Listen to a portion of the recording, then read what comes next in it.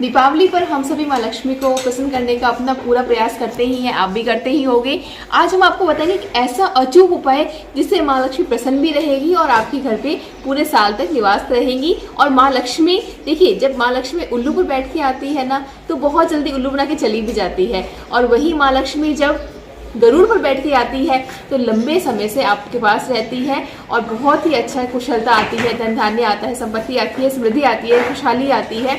तो माँ लक्ष्मी को गरुड़ पर बैठ कर कैसे बुला सकते हैं, उसका आपको एक अचूक उपाय बताएंगे। तो हुआ क्या था, बहुत पहले के समय की बात है, गोलोक धाम की बात है, जब गौ माता में सभी देवी देवता निवास कर रहे थे। यानी गौ माता के सभी भागों में, सभी अंगों में, सारे बॉडी पार्ट्स में अपना अपना स्थान ले रहे थे। उस समय क्या हुआ कि गंगा मैया ने और लक्ष्मी माता ने आने में विलम्ब कर दिया।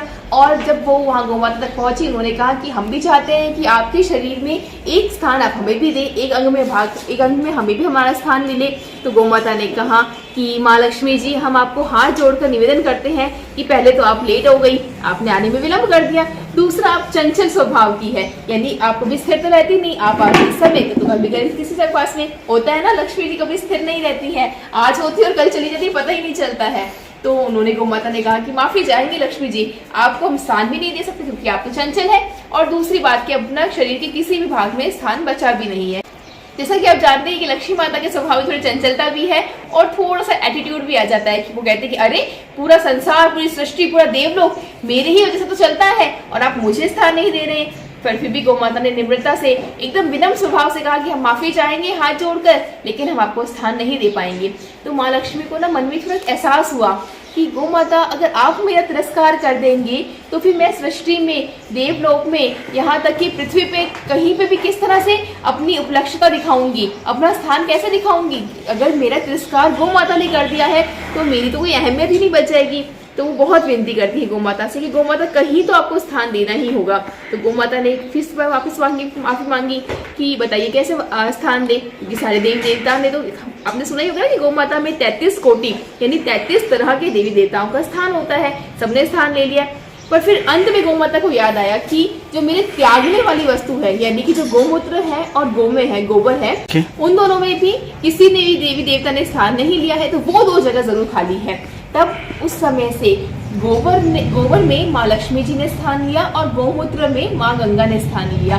तब से जो गोमय है उसमें ऐसा कहा जाता है, हमारे ग्रंथों में ऐसा कहा जाता है कि गोमय वस्ते लक्ष्मी, यानी माँ लक्ष्मी का वास कहाँ होता है, गोबर में। अब आपको ना वापस हम अपनी साइंटिफिक लॉजिकल वाली बातें बताते हैं जो हमारे पूर्वज किया करते थे। हम हमेशा अपनी हर वीडियो में ना अपने पूर्वजों को जरूर प्रमोट करते हैं, क्योंकि उनका हर काम ना बहुत ही साइंटिफिक था और बहुत ही लॉजिकल काम किया करते थे वो। अब देखिए क्या करता था, जब भी कोई नया काम होता था, कोई त्योहार होता था, या फिर यहाँ तक कि कभी किसी की मृत्यु होती थी, चाहे किसी का जन्म होता था, हर किसी काम में वो ना अपने फर्श पे गोमय का लेप करते थे। आपने भी अपने गाँव में देखा होगा, बिल्कुल देखा होगा, हर जगह गोमय का लेप किया जाता था, पूरे घर को लीपा पोता जाता था। ऐसा कहानी भी सुना होगा, अगर नहीं सुना ना तो आज ये वीडियो देखिए, अपनी दादी से जरूर पूछिएगा, वो आपको बताएंगे जरूर कि बिल्कुल ऐसा ही होता था। अब क्यों होता था, क्योंकि क्या होता है कि हर चीज में, हर फंक्शन में हमें लक्ष्मी तो चाहिए ना, कुछ भी सेलिब्रेट करने के लिए पैसे चाहिए, लक्ष्मी तो चाहिए ही, वेल्थ चाहिए ही। वो कहाँ से आएगी, लक्ष्मी माता से ही आएगी। और लक्ष्मी माता कहाँ वास करती है, गोमय में वास करती है। पर अब आजकल का क्या हो गया है, आजकल हमारे पक्के घर होते हैं,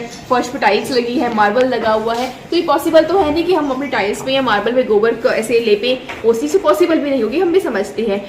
तो ऐसे में हम माँ लक्ष्मी को प्रसन्न करके कैसे बुला सकते हैं, तो उसका सबसे अचूक उपाय है कि आप किसी भी पात्र में, मिट्टी के पात्र में छोटा सा बर्तन लीजिए, उसमें गोबर लेके आइएगा गौशाला से, कोई भी अच्छी गौशाला हो जहाँ पे देसी गौ माता मिल जाए। जर्सी का मत लाइएगा, आपसे निवेदन है, जब भी गौ माता का आप गोबर लाए, देसी गौ माता का लाए। जैसे कि आप संस्थान में देख पा रहे हैं, हमारे पास जो गौ माता है धार पार कर है। आपके आसपास जो भी नस्ल की गौ माता आपको मिले, उनका गोबर लेके आइएगा एक मिट्टी के पात्र में, और एक घी का दिया जरूर रखिएगा उस गोबर के ऊपर, जिससे माँ लक्ष्मी जी प्रसन्न होकर आपके घर पर गरुड़ पर बैठ के आएगी, उल्लू पर बैठ के नहीं आएगी, गरुड़ पर बैठ के आएगी। तो सुख समृद्धि भी आएगी, पूरे साल भर आपके घर में खुशहाली रहेगी। तो ये अचूक उपाय जरूर कीजिएगा।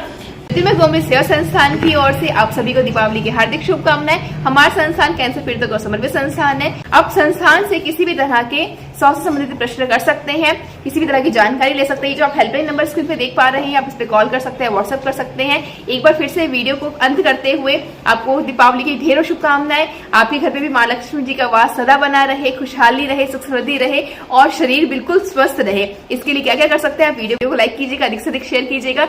धन्यवाद दोस्तों, जय गौ माता, वंदे मातरम।